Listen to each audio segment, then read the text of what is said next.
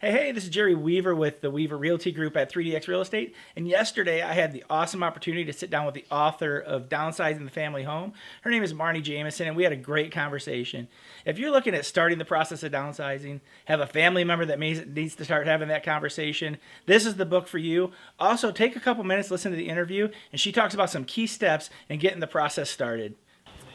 Hi, this is Jerry Weaver with the Weaver Real Team at 3DX Real Estate, and I'm here with Marni Jameson, author of Downsizing the Family Home. This is a book I came across probably about 3 months ago. It was #1 in the real estate category on Amazon, and based on some of the client experience I had over the last year, it was definitely time for me to dive into it. So, welcome, Marni. Thanks for taking the time. Thanks for talking to me, Jerry. It's a great subject. Yes, it is, and it's huge. It's so overwhelming as far as all the aspects of it. But what I wanted to talk to you today was, like, when people are talking about downsizing, and I walk into the home, typically the biggest thing, or the biggest problem that I see is just the amount of stuff in the house.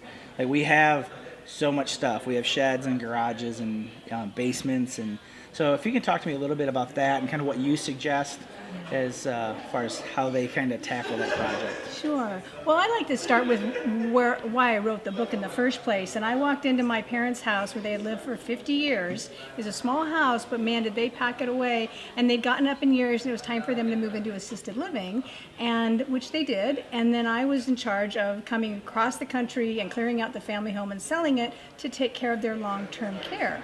And boy, was I amazed at how much stuff they had and how heartbreaking it is to go through it. So I guess the lesson for older people and their adult children is, don't let this snowball, because it is hard to get rid of your things. There's no question about it, but it's harder for your legacy to deal with it, or you to deal with it as you continually get older and less capable. So I like to say, Jerry, that downsizing is a lifestyle. It's not a one and done deal. It's start living lighter now and working through your stuff now. Okay. Yeah, so one of the other things that has popped up often is, like, when parents collect things, like whether it's spoons or precious moments or, like their dishes. Like, how do you suggest families handle that? Because the one thing I see is, oh no, my kids want that. That's what I hear all the time. No, we're going to keep that because my kids want that. Well, there are two things going on here. The parents who say, I'm saving this because my kids want it, they're probably in a little bit of denial. Have they asked their kids? And if they have asked their kids and the kids said, yeah, we want that, don't be their storage locker. Give it to them and let them deal with it. The other thing they need to do is, if the kids say no, we don't want it, to believe them. I mean, you and I are both parents. The fact is, if the worst thing that happens is you don't save it for your kids because they said they didn't want it and they changed their mind 10 years down the road, isn't your job as a parent to make your kid learn from their mistakes?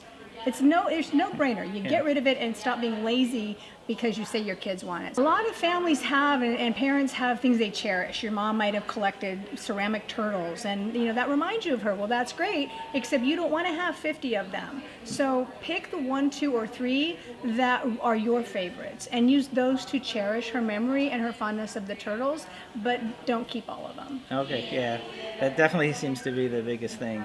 So if you could say, well, like, what are some professions, or where can people get help to even just get the process started, or what is that first step that somebody needs to take in taking a look at all the things that they own, all the stuff that they have, and how to start managing that? Yeah. Well, I think first you need to start with the mindset. Like, why is this important? Because you have to find that internal motivation, or you're just going to sit with all your stuff. So envision parking 2 cars in your garage. I know most people can't. Envision opening a closet and having it just be tidy and orderly and only the things that you need, use, and love. Imagine opening your closet and having clothes that only fit you and aren't stained and aren't, some relic from the past. So this can really be a motivator. Or imagine not leaving an avalanche of stuff to your kids. Whatever it is, find that driver and then tackle the places that are least emotional first.